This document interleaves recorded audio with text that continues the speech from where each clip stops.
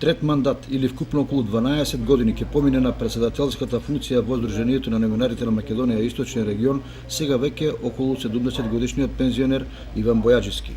Новиот мандат по трет пат му е доверен во Кочани, како и претходните два, што има чудна символика. Дилемата е зошто Бојаджиски инсистира изборните собранија да се одржуваат во Кочани, наместо логично во неговиот град Штип. Дали може би бега од преостанатите 3/4 од новинарите, негови сограѓани, кои можат да му ги замрсат сметките, или може би во Кочани има сигурна база од неколку новинари, плюс пензионираните дописници и собственици на медиуми и фарми кои ги води со себе. Но едно е сигурно, човекот сака да биде на лидерска позиција, бидејќи ако не сака да се оддели од фелата, може да остане почесен председател и евентуално да му даде шанса на некој помлад активен новинар кој директно ги чувствува проблемите на својот грб и адекватно ќе бара нивно решение. Прашање има многу, но нема одговори.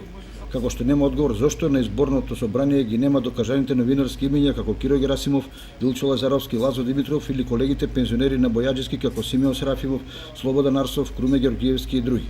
Кој тогаш го избира и на кого е председател Бојаджиски во името на регионалната ЗНМ? Може би на Мара Стоилова која одамна се преориентира во друга дејност, или пензионираните Киро Манев и Васил Маневски. И каде се тука новинарите од трите регионални телевизии во Штип, од радијата како и од други медиуми во Источна Македонија? По третиот поред избор на Бојаджиски некој во шега прокоментира дека човекот е доследен следбеник на Јосип Броз Тито, бидејќи да не се прават трошци на секои 4 години, најдобро е да биде избран за доживотен председател како незаменлив во своите програми за унапредување на новинарската фела. Толку многу што во последните години без работа и екзистенција останаа новинари, водители, сниматели, монтажери. За на крај, самиот не може да констатира дека новинарството во Источна Македонија е на дното.